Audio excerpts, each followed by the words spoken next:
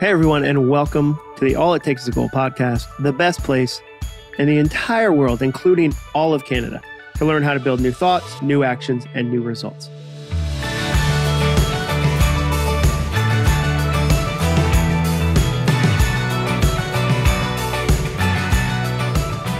I'm your host, Jon Acuff, and today I'm going to teach you how to quickly build a tool that I call the Action Tracker. It's one of the best tools I've ever found when it comes to accomplishing goals.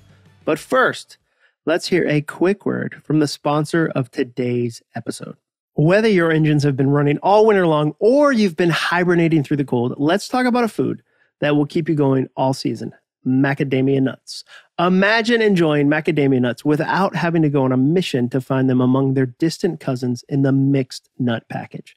A handful of these naturally buttery flavor bombs has the perfect calorie breakdown of proteins, healthy fatty acids, fiber, and a couple of carbs so you can snack without throwing yourself out of whack. You can get freshly roasted macadamia nuts in a variety of snack sizes from Yuguazi Macadamia. But you won't just get better macadamia nuts from Yuguazi, you'll also help build a better world.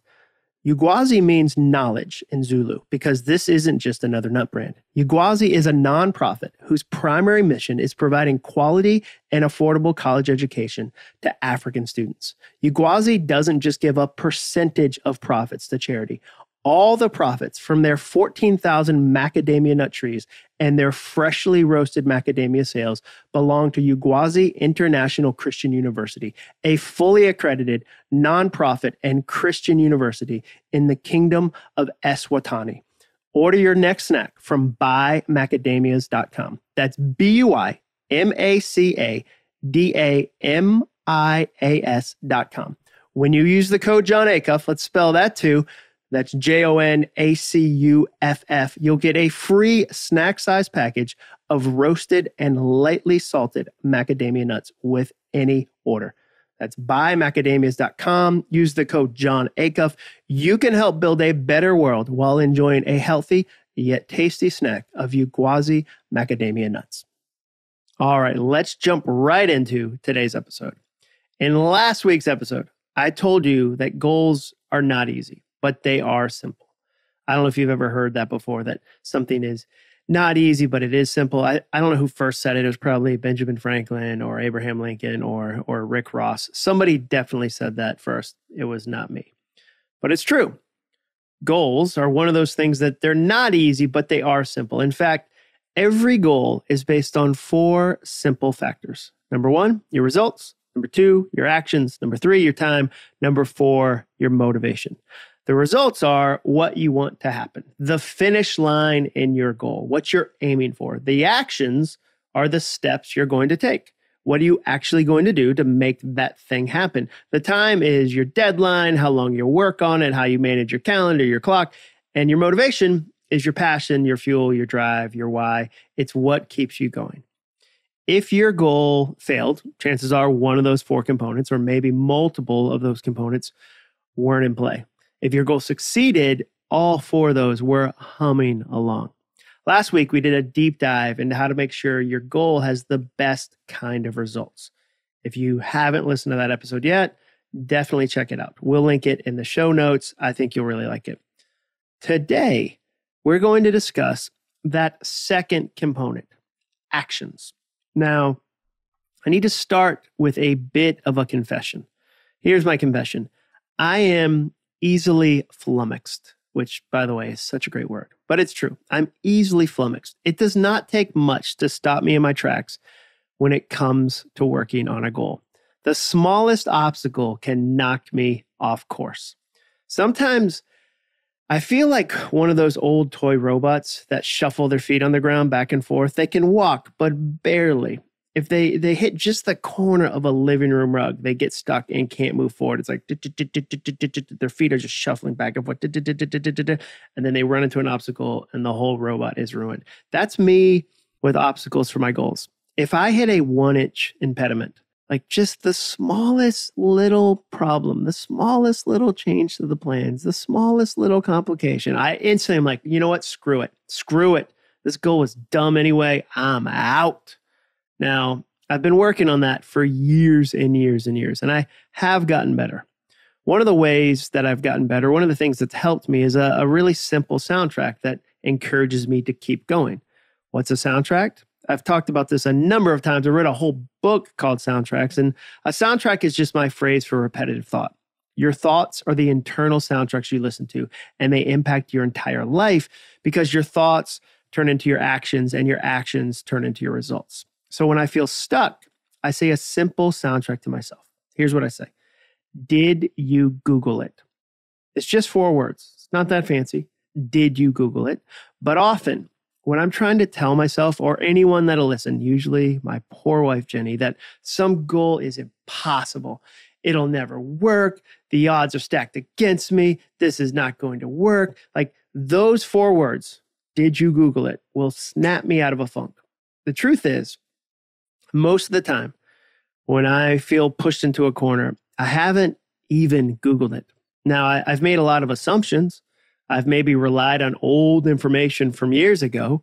You know, even coming up with this podcast, my wife was like, I think you should do a podcast. And I was like, they're really complicated. You have to do so many things. And I think you have to buffer them. Like I remember like 8 or 9 years ago, you had to do them they were so complicated. They weren't, they're probably still that way. They're still that way.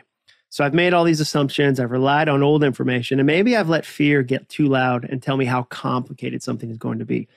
But I haven't just Googled it. Now, when I do, here's what's crazy. I can usually figure out a solution to the problem pretty quickly. And you don't even have to technically use Google in that moment. You can just spend a few minutes thinking quietly about a possible solution to a problem and the actions it will require. I did that just the other day. I got a speaking request for next August. The way public speaking works is you get what's called a hold. So a client will say, hey, will you hold this date for us? And then that can possibly turn into a booked event. But the first thing they do is they say, hey, we're talking to 5 people. We're talking to 3 people. Would you be one of the 3 people that will hold that date for us? Like give us the first hold. Don't let anybody else book something on that date. We have a date for that event. Maybe we'll do it. Will you hold it for us? So I got a hold. It's for next August, which is awesome. I'm really excited about all this public speaking I'm going to get to do in 2022. But I also know that there are 2 days in that month where I want to be in Birmingham, Alabama, moving my oldest daughter, Ellie, into college. Can you believe I already have a kid going to college? Maybe you can if you've ever seen my photo and you're like, that dude has not some gray hair. He has all of the gray hair. Like all of it on the planet is on his head. But I can't believe that I already have a kid going to college. It goes by so fast. Well, I think more accurately, I should say some of it goes by quickly. Some of it doesn't. Never tell a toddler parent that childhood goes by so fast. Toddler days are 97 hours long. And daylight savings time, by the way, is the devil because your kids don't know. Like tell a 2-year-old, whoa, hey, we've changed our clock, so I'm going to need you to stay in bed a little longer. Like they won't listen to that. I used to hate daylight savings time. Now, elementary school speeds up a little bit as they start to have their own friends and their own activities. Middle school starts to sprint, and high school is a blur when it comes to kids. But the toddler years are slow. I digress.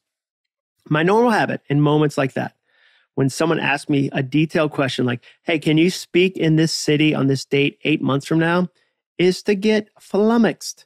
How can I know? I don't have that information. What if I say yes and I miss Ellie's move-in date and she becomes a drug dealer? That's what will happen. I miss her move-in date and she becomes a drug dealer because I didn't move her into college. And then I would ignore that email for a few days. That's what I'd normally do. I'd kind of get flummoxed. I'd go, there's no solution. I'd ignore that email for a few days, letting other emails kind of pile on top of it and kind of just hoping that it magically fixed itself. Have you ever done that in your own life? Are there questions people ask you or projects or things that you see in your inbox and you're like, I'm going to just hope that one kind of magically fixes itself. And then you just wait and wait and wait and wait until somebody finally goes, hey, are you going to respond to this? And you're like, what? I didn't. Oh yeah, totally. Usually that's what I do, but this time I did something different. This time I was thinking about my actions and I asked that question, did you Google it? And I realized I hadn't. I hadn't spent any time thinking about the solution. All I'd thought about is the problem. And I think that's a really important distinction.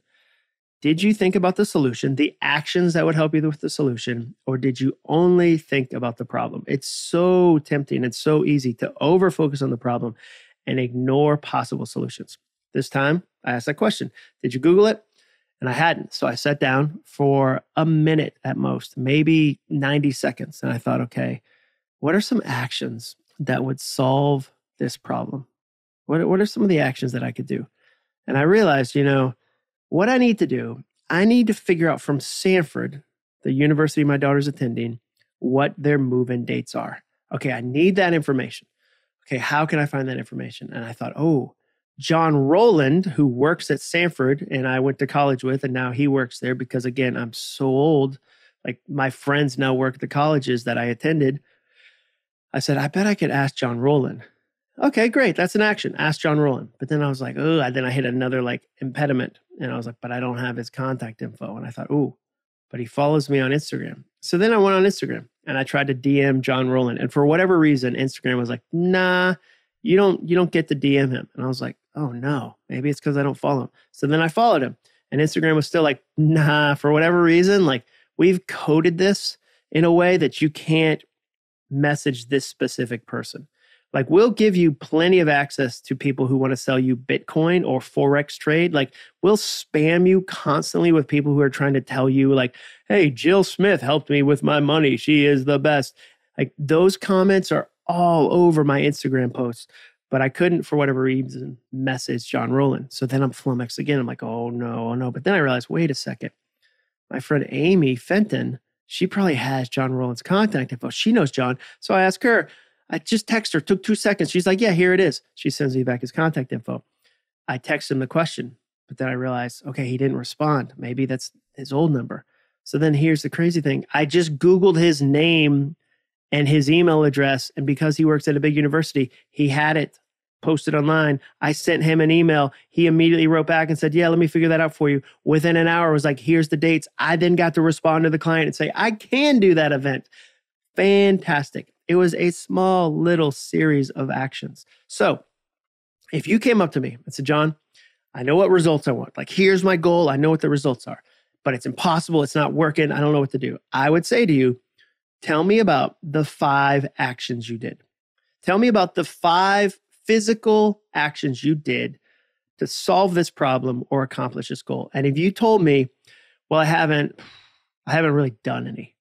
I've done one, sort of.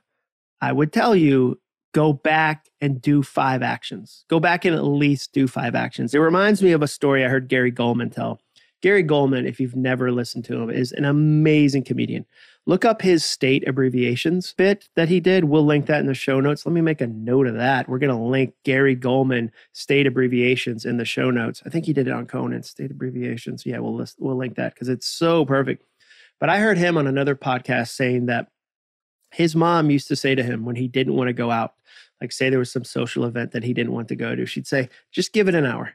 Go for an hour. Just give it an hour. Go there, see if you like it. If you don't like it, you can leave. And Gary said there were so many times that he's so glad he did that because once he was there and got into the moment, he was so glad he was there. But if he had stayed home, he would have missed it. He said there are other times when he went for the hour and he said, you know what? I don't like this and I'm leaving. And that's perfectly fine too. That's awesome as well. But it's about doing that minimal kind of experiment. Okay, he went for an hour. You're going to try 5 actions. You're going to try and see what happens. That's what actions do. Actions lead you to the next step. They give you the chance to go, okay, I'm closer to the results. That's what I need to do. So, what actions will make achieving your goal, whatever the goal is, easier? The best way to keep on top of that question, the best way to move forward with actions is to use what I call an action tracker.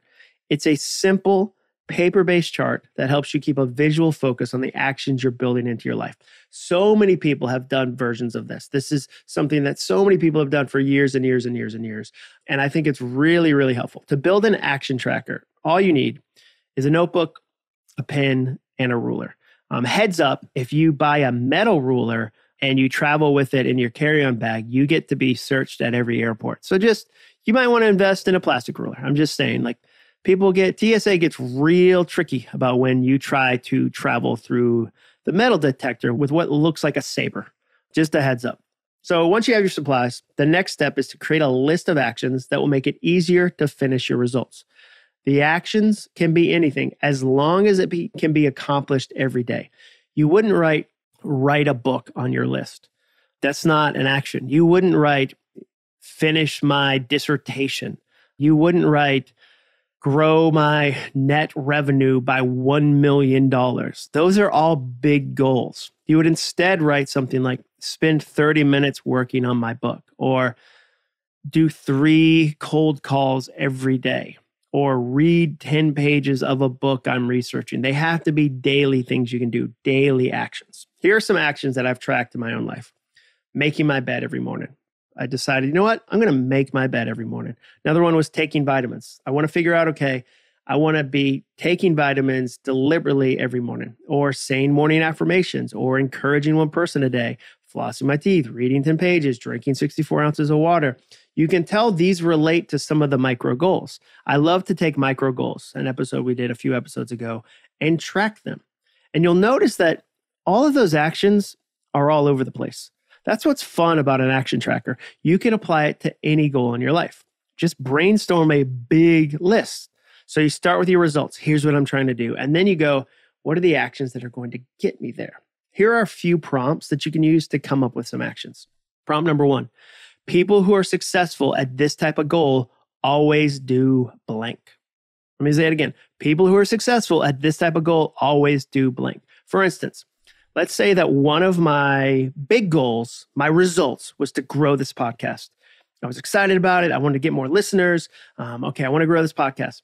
I could look at people like Annie Downs, my friend Annie F. Downs, who has a huge podcast network. And I could look at her Instagram account and say, wow, she's really successful. What are the actions she's doing? Oh, okay. You know what she does that I don't do? She posts a screenshot of the interview before the interview's up to say, wow, so excited to have so-and-so in the studio with me. It was fantastic. Can't wait. Okay, I could do that. I could go to my friend Dave Hollis's Instagram page and go, wow, Dave Hollis has a really big podcast. And whenever he has a new episode drop, he does Instagram stories about it. He says, hey, everybody, here's this new episode. Swipe up. You can listen to it, or click here, whatever the phrase Instagram's using these days. I don't do that. Okay, people who are successful at this type of goal always do blank. I could immediately come up with a handful of things to do. Second prompt, actions that have helped me in the past with this type of goal are blank. If you've done this type of goal before, if you've achieved something similar, what were the actions you did that helped you achieve that? If my goal was to stay in shape, for instance, running has helped me in the past. I'd add that to my list of actions. Prompt number 3, to accomplish my results, experts suggest I blank. So you can study people a number of different ways online. One way is to just look up what are other experts actually advising you to do. Annie didn't say, hey, I think you should. She just does it and I get to learn from it if I'll pay attention. But as soon as Google was invented, we lost the ability to say the phrase, I don't know how to do blank. Spend 10 minutes and see what experts in your type of goal actually recommend. Just 10 minutes. Why only 10? Because this can get really overwhelming if you spend hours and hours. You can come up with 10 million actions and then not do any of them. Just set a timer, 10 minutes, and look up, okay, what do experts suggest about this type of goal? You're going to find a wealth of information. And the 4th prompt, this is the 4th prompt I want you to fill out. I would start on this goal today, but first I need to blank. Take all those excuses that you've been using every time you think about doing your goal and turn them into actions. For example, let's say your goal is to declutter your garage. That's a popular goal in January, right? You want to get rid of some stuff. Everybody feels that way. Maybe every time you think about doing that goal, though, that result, a clean garage, a clean attic, a clean bedroom, whatever, every time you think about it, you think to yourself, I would start on this goal today, but first I need to buy some trash bags. That's fair. Maybe you want a thicker trash bag or a bigger trash bag. That's a good point. It's really time consuming if you don't have trash bags and you just end up taking the trash to the dump bit by bit in your pants pockets. Like that takes forever. It's like that scene in Shawshank where he's tearing down his wall and he's dropping the wall through his pants. Like that would take you forever. You probably need trash bags. Write down buy supplies. Like make that an action. If you want to get in shape, but you don't have the right shoes and you keep saying, I would start on that goal, that I'd run right now. It's beautiful weather outside. I'd get out there right now. But first I need to buy some new shoes. Guess what I would tell you to do? Make buying a pair of shoes an action. That's a solvable problem. That's what's so fun about action. Action solves problems. Now, those are a few prompts that'll help you come up with some actions. And I want to be clear. Some of them are daily actions and some of them are event actions. A daily action is just what it sounds like. It's an action, this is going to blow your mind, you can do every day. Those are the actions you add to the action tracker. A walk around the neighborhood is an example of a daily action. An event action is an action that happens once and doesn't need to be tracked. It happens once and it's done. Buying running shoes is an example of that. It's still an action. It's still an action that matters to your goal, but you would never put that on an action tracker because you're not going to measure that daily. You won't buy a new pair of shoes for the next 30 days in a row. So take any that you can do daily and then put them on the tracker. Here's how I draw the tracker. It's just essentially a grid. On the left side of the page, I list all the actions that I want to accomplish in a vertical row. So let's take 5. If there's 5 actions on the left side of the page, I'd write them down 1, 2, 3, 4, 5 vertically. Along the horizontal part of the chart, I would write 1, 2, 3, 4, all the way to 30 or 31, depending on what month it is. It's a really simple chart. Throughout the month, as I do the action each day, I would color in the box. So I would make it a grid. I love a ruler. I love grid. I do a dot grid paper is what I use. But I'd have a grid and I'd color in the box when I accomplished it. And then at the very end of the month, I might have T over the last row. No, it's column. I always get column and row backwards. I'd have T over the last column for total, just to see at the end of the month, wow, I did that 10 out of 30 days. I did that 15 out of 30 days, whatever. It's fun to start an action tracker on the first day of the month. But since it's January 17th right now, don't wait. You can start a 30-day action tracker any day of the year. How many actions should you track? It really depends on you. But here's my advice. Start with less than you want. If you think you can track 10 different things, start with 5. If you think you can track 5, start with 3. Prove to yourself you can knock out a certain number of daily actions and then bump up that number after a month of success.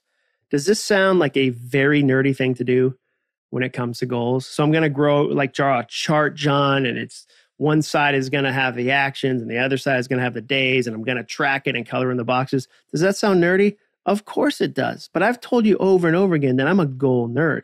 And one of the few things that every goal has in common is that it took action. I've never found a goal that didn't require action. Get deliberate.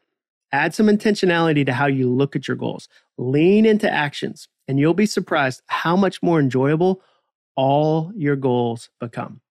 Next week, I'm going to teach you a little bit about time. That one's going to be a ton of fun. But thank you for listening today. We'll put all the links in the show notes as always, and thank you for reviewing my podcast. A podcast about goals should have a goal when it comes to reviews, and our goal is 1,000 reviews. Every review brings us one step closer to achieving that, so thank you for doing that.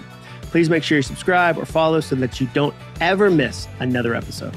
Last but not least, big thank you once again to our sponsor, Uguazi Macadamia. Visit buymacadamias.com and use the code Jon Acuff to get a free snack-sized package of roasted and lightly salted macadamia nuts with any order. That's it for this week. I'll see you next Monday. And remember, all it takes is a goal.